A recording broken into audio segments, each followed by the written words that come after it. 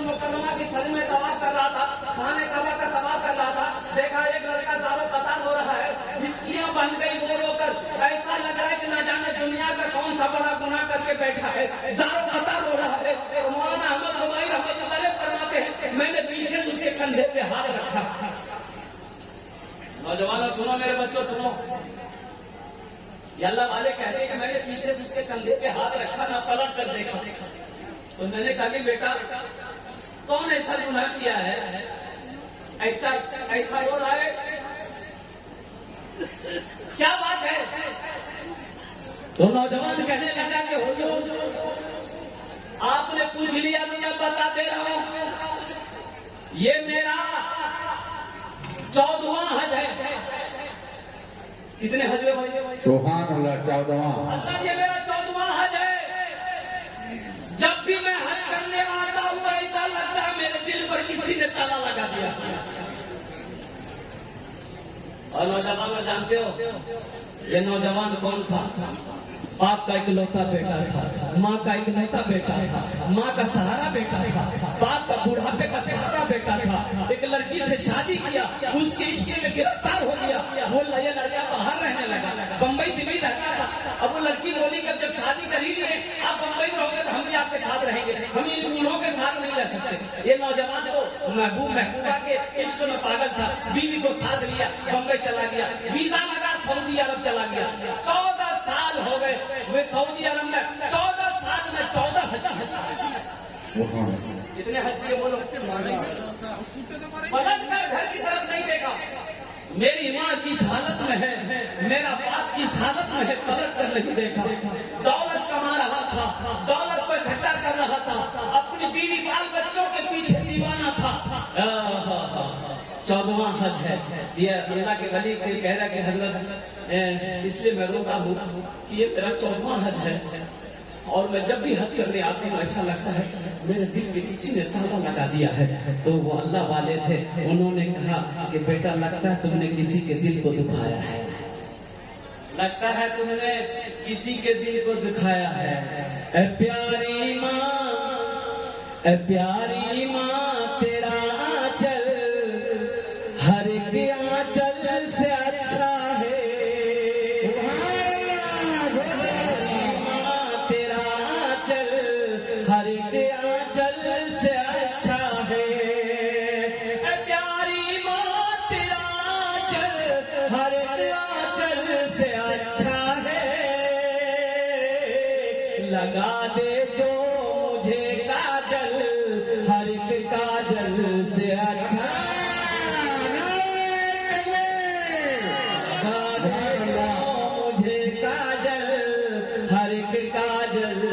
اچھا ہے۔ یہ نوجوان کہتا ہے کہ حضرت میں جب بھی حج کرنے آتا ہوں نہ جانے ہم سے کون سا گناہ ہو گیا ہے، ایسا لگتا ہے کہ دل پہ کسی نے تالا لگا دیا ہے۔ تو بزرگ نے کہا کہ بیٹا لگتا تم نے کسی کے دل کو دکھایا ہے، تمہاری ماں زندہ ہے، باپ زندہ ہے۔ یہ نوجوان اور رونے لگا، کہا کہ حضرت 14 سال ہو گئے، مجھے پتا نہیں میری ماں کس حال میں ہے، مجھے خبر نہیں میرا باپ کس حال میں ہے۔ تو اس بزرگ نے اللہ والے نے کہا پھر یہ خانے کعبہ میں بیٹھ کر کیا کر رہا ہے؟ اٹھ جا، دیکھ تیری ماں زندہ ہے کہ نہیں ہے، تیرا باپ زندہ ہے کہ نہیں ہے۔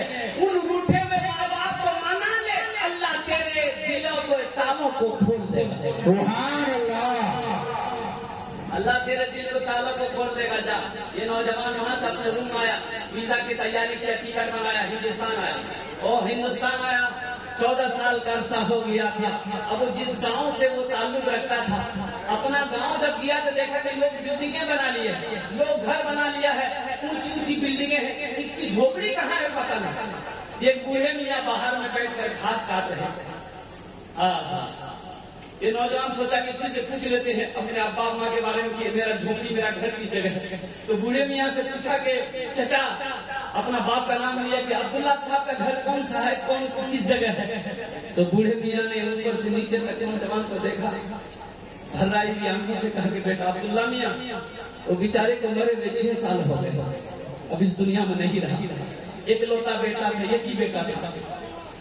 بے وفا بن گیا، ماں باپ کو چھوڑ کر چلا گیا، باپ بیٹے کے غم میں روتے روتے اس دنیا سے چلا گیا۔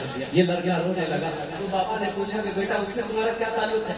تو نوجوان نے کہا کہ اس کی بیوی کا کیا بنا؟ بولا اس کی بیوی، اور اس کی بیوی عبداللہ کی بیوی، عبداللہ کے مرنے کے بعد بیچاری بیوہ ہو گئی، دوسرے کے گھر میں کام کرتی تھی، کھاتی تھی، اور سنو اب تو سننے میں آیا کہ بڑی مجبور ہو گئی ہے، وہ اپاہج ہو گئی ہے، لقوا کی بیماری لقوا مار دیا ہے، اب تو یہ بھی سننے میں اس کی آنکھوں کی روشنی چلی گئی ہے، بس یہی رڑی لگاتی دعا کرتی ہے کہ اللہ میری موت اس وقت تک نہ ہو جب تک میں اپنے بیٹے کو اپنی نظروں سے نہ دیکھوں۔ نہ جانے کون وہ کم وقت بیٹا ہے جو اپنی ماں کو چھوڑے ہوئے چلا گیا ہے۔ یہ نوجوان زار و قطار روتا ہے، پوچھتا ہے میرا گھر کس جگہ ہے بتا دو۔ وہ بوڑھے میاں رہنمائی کرتے ہوئے وہاں سے لے کر آتا ہے، دکھاتا ہے کہ یہی تمہارا آنگن ہے۔ آنگن میں قدم رکھا، دیکھا یہ بڑھیا چارپائی پہ سمٹ کر لیٹی ہوئی ہے۔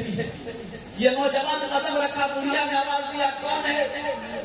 کون ہے؟ میں تو دیکھ نہیں سکتی کون ہے؟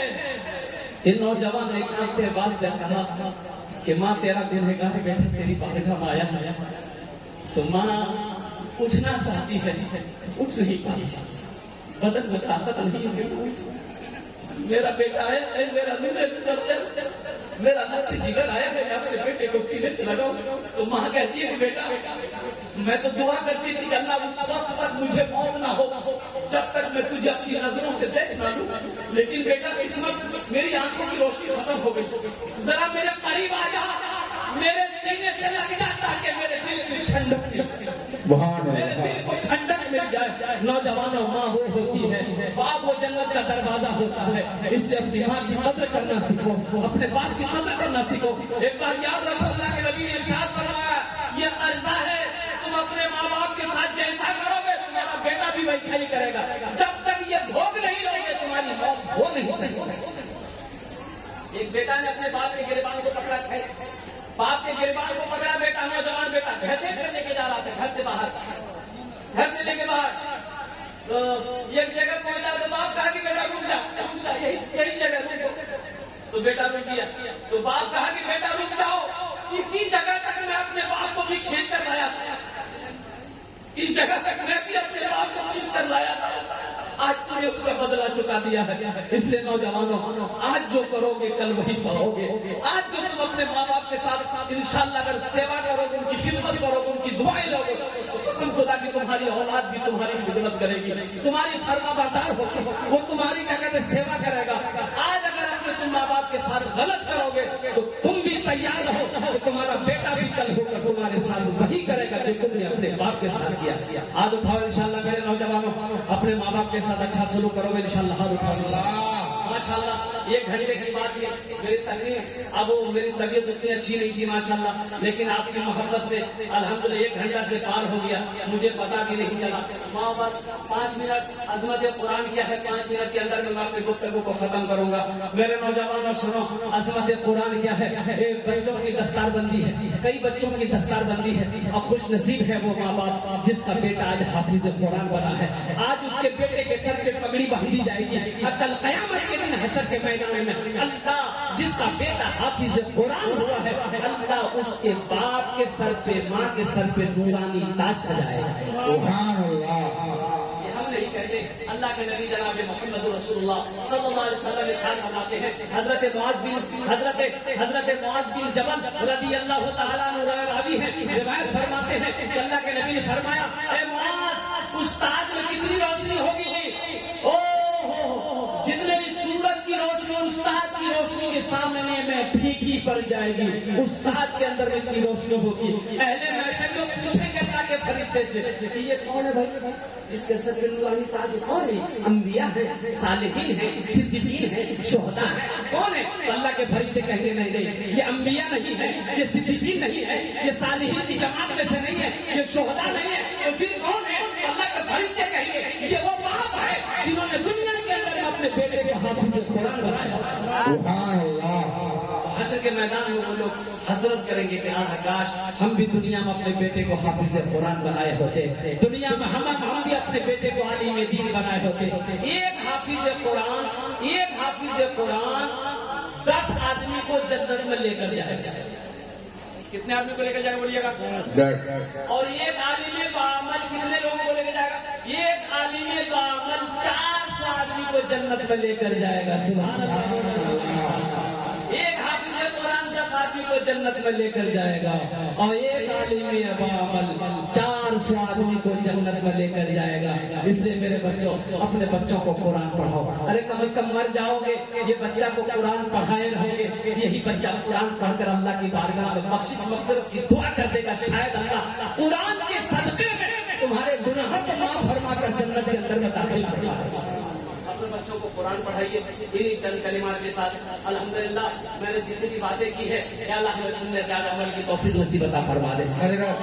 بھوجپوری بھوجپوری اچھا انشاءاللہ. بھوجپوری اچھا انشاءاللہ. ایک شعر پہلے یہ سن لیجیے پھر میں بھوجپوری سناتا ہوں. ہاں جیسے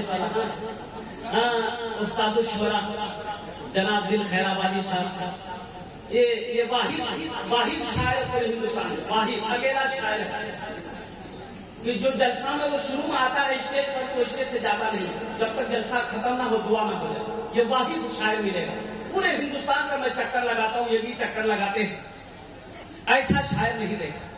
اللہ ان کی عمر میں برکت عطا فرما دے. الحمدللہ ماشاء اللہ. بس ایک شعر پہلے سن لیجیے. سورج سے یوں آنکھ ملانا, کیا بات ہے بھائی. سورج سے یوں آنکھیں ملانا, سورج سے یوں آنکھ ملانا مشکل کیا ناممکن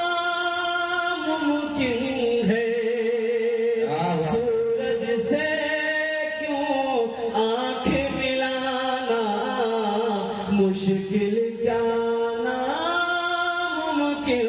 ہے. سورج سے یوں آنکھ ملانا مشکل کیا ناممکن ہے. دنیا سے اسلام مٹانا مشکل کیا ناممکن ہے. دنیا سے اسلام مٹانا مشکل کیا ناممکن ہے. اچھا لگا تو سبحان اللہ کون بولے گا؟ ہم بولیں گے. سب مشرکی کو دین سکھانا یہ تو ممکن ہے لیکن سب مشرک کو دین سکھانا یہ تو ممکن ہے لیکن کنکر سے کلمہ پڑھوانا مشکل کیا